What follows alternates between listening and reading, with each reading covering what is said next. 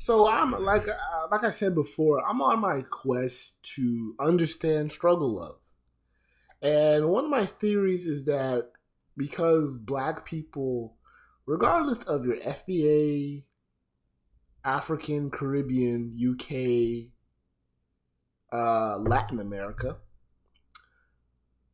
you are the face of struggle. And the majority of people who look like you struggle. Even if you're well off, you're just a small percentage and you're living around an environment to where 9 times out of 10, the majority of people do not look like you. In American context, struggle love is blackness, is real black love that is defiant and shows that despite white supremacy, that black men still survive and that black men can still contribute or do something constructive, even when they don't have the ability to do so or the finances. Um, and I would say even in some instances, or maybe even most, I can't put a percent. I don't know what women feel. I can't put a percentage on that. I will say black women do feel that. I think a lot of them are guilt tripped that black men, for some dumbass reason in their mind, can't get on their level because there's a huge disconnect between the uneducated bad boys, felons who are attractive, but they come with a lot of baggage, versus the non-select, well-to-do guy. But the thing is, the way he's white or he's Asian. In their mind, they don't see him as the authentic black person. No matter how well you button him, he could, the non-select dude can even be pro-black. But no matter how well you dress him up, how well he dresses himself up, how cleaned up he is, she doesn't see him as an authentic black person. So black women will entertain themselves with failed relationship with Ray Ray and Pookie because it's a never ending cycle of that's what black women are supposed to do. Now, this is where black women get it wrong, and they think that it's black men telling them to get with these busted ass dudes. And for the last 30 years since the birth of the manosphere and black MGTOW, we have been scratching our heads continuously and trying to figure out why the fuck are you guys even dealing with these dudes and let alone getting pregnant by them, by these monkeys, by these morons. We've been scratching our head like we were not telling educated black men, we're not telling you, but then again, hey, you guys didn't have a father in your life. No, better yet, you guys refused.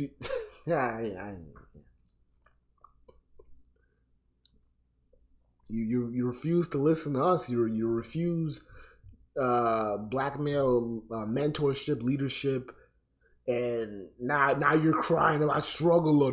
Now you're talking about the black man tricked us. The black man tricked us. No, the fuck we didn't trick you. Nobody tricked you. You tricked yourself because we even reverse how many instances where a sister can say she put money on a brother's books so he can go to Harvard, Howard, Stanford, Penn State, Notre Dame,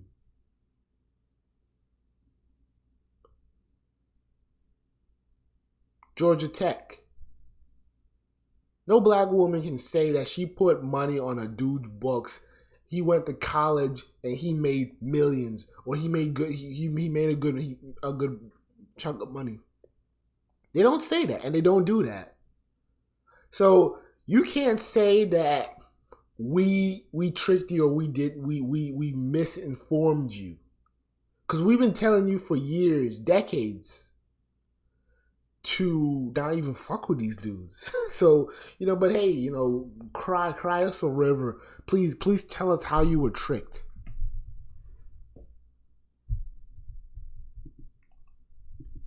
We're the only group. Not even our men are expected to do this. We are the only group that have to get in a relationship and prove our love by being drugged in the mud forever.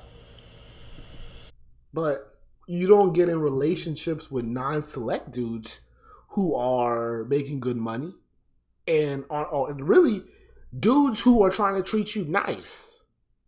Now, I can kind of feel for this woman I can tell she's overweight.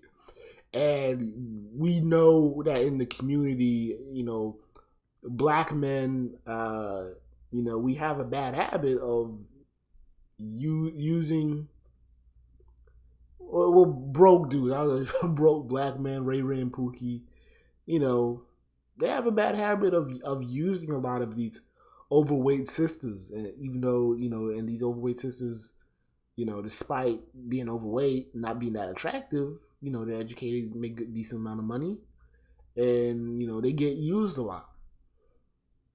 And their self-esteem is broken because of it. We are the only group. We have basically been groomed to go through the fire, to the limit, to the wall, through the limit, to the wall, for a chance to be with you. I'll gladly risk it all. Do that sound familiar? Oh yeah, no, not really. It sounds familiar, but as a non-select black man, I can't relate because I don't. I literally kind of have to count with one hand and then divide that by half to even kind of guess or assume that there was ever a black woman that I've met that was dying to be with me and I just said fuck no. I'll be honest with you. As a non-select dude, I only ruined one girl that was really and truly into me, but it was an online relationship. I never met her, so it really nulls itself out. I wouldn't even really count that shit. But from the women that I've went to grade school, from middle school when I first actually it was fifth grade when I had my first crush to college.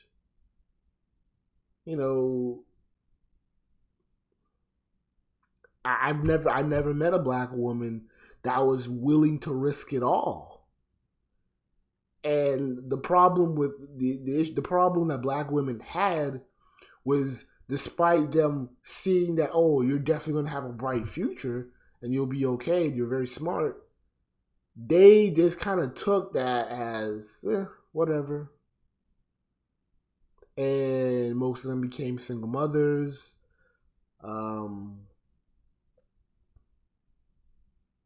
But that's what they chose, and that's what they wanted, because dating me was seen as settling, in the idea that, oh well,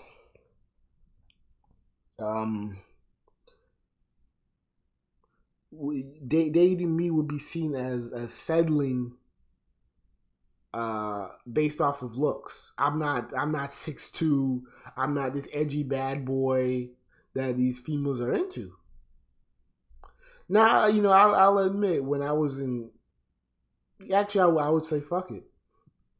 But fuck it. I wasn't their type.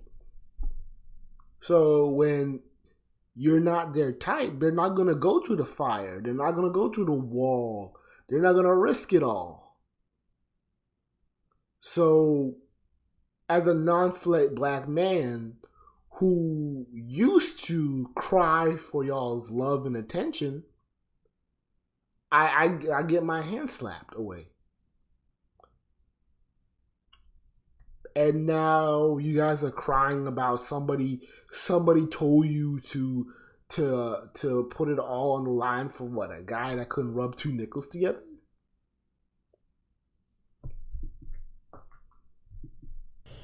I am so happy she said this because I absolutely agree. I cannot stand the whole ride or die idea because I feel like it's a way to make a woman feel like she's doing something right despite her being drugged through the goddamn mud. It normalizes disrespect. By who?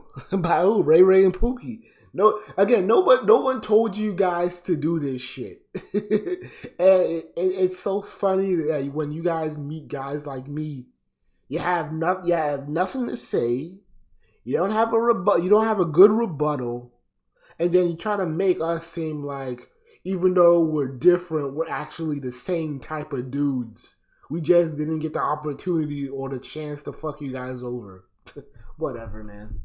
Normalizes cheating, lying, hurting. It normalizes a woman going through struggle love. That's all that is. And we start to believe that we have to get treated like that in order to one day be loved. And some of us equate those things to love. We'll equate our pain and struggling to somehow getting love. This idea that women have to suffer through these relationships and deal with this bad behavior is honestly another way to lower our standards, but also another way that men don't want to take accountability. They don't want to be better. They don't want to change. They practically want to have their cake and eat it too. See, they want to be able to run circles around you without you getting dizzy. They don't want you to question what they do. You just got to sit and deal with it. And most importantly, you won't be able to do the same things that they do. The moment that they even have a shred of thought you're doing something similar to what they're doing, all hell breaks loose. And the sad thing is, it started to take this huge toll on women to where so many women feel bad if they don't stand by a man that hurts them. There are so many women standing beside men that have hurt them and that are still hurting them, but they're doing it because they feel like it's their duty. They feel like at some point they're going to be emotionally or mentally reimbursed by these men, but in all actuality, you're not. You should not have to work for a man to love you. Nobody should have to work for anybody to love them. Too many of y'all believe. And okay, now she's talking about this reimbursement that black women were expecting from these dudes. Hold on.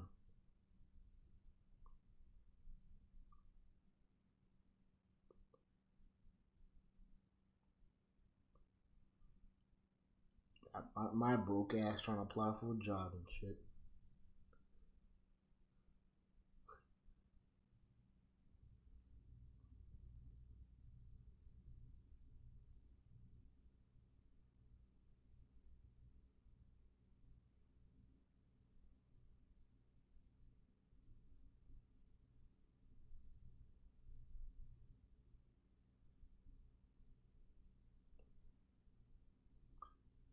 Again, nobody tricked you. Nobody, you've seen so, like, come on, this is 2020s.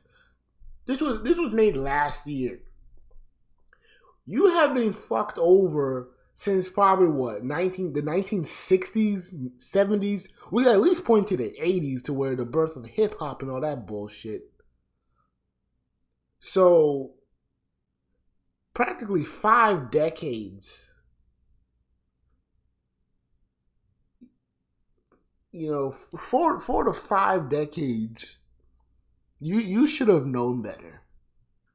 But the thing is, you guys don't change up. You guys do not change your dating patterns. And then when you guys act like you have a good idea, you guys do this. I'm a divest. I'm a date white men because you black men can't get it together. And then it's like black nerds, black non-select, black educated lames. We're just in the back like, wow, like she just really leaped and jumped over us as if she didn't see us right fucking here. And then when she finally acknowledges you, then she wants to bullshit with you and say like, "Oh, well, I had options. It's just that you guys weren't my type." What? Okay, this is the same chick crying about black men not loving her properly. Yeah. Okay.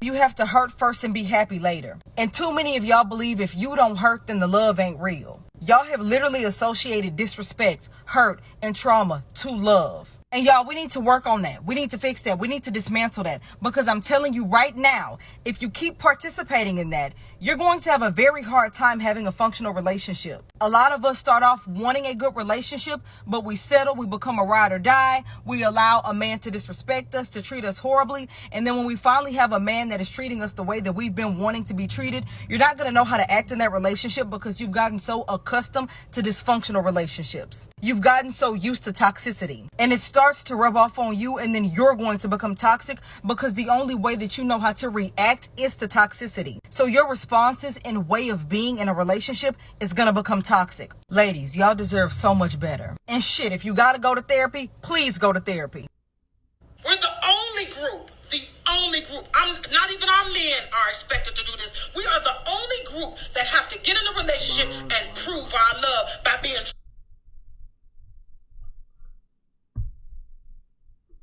All right. I'll get back to this bullshit in a minute. So, what else can we find? You know, we'll squeeze in another video.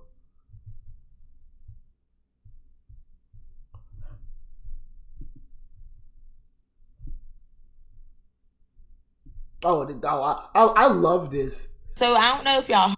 I love this. I don't even really follow the blue cheese or blue face killer or whatever his damn name is, but I'm just so tired of black girls propping this little Christine Rock or whatever her name is, and then trying to paint her as this kind of good innocent girl. She was the star athlete, and she just had a beautiful glow about herself.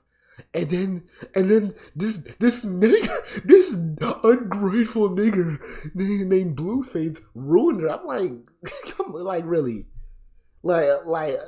come on. Again, you went to college, didn't you?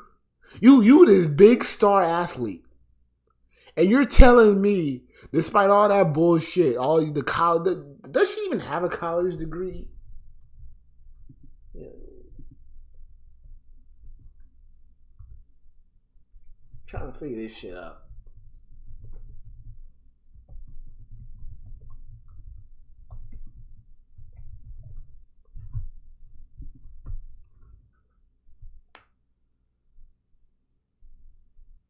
Okay, she says she has a kinesiology degree. She's from Baltimore. Okay.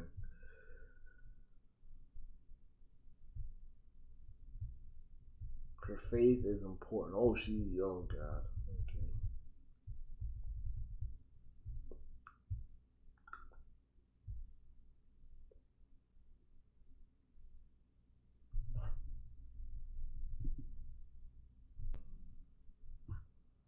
All right, so it says that she has a kinesiology. She has a associate's degree in kinesiology. It's a degree, regardless.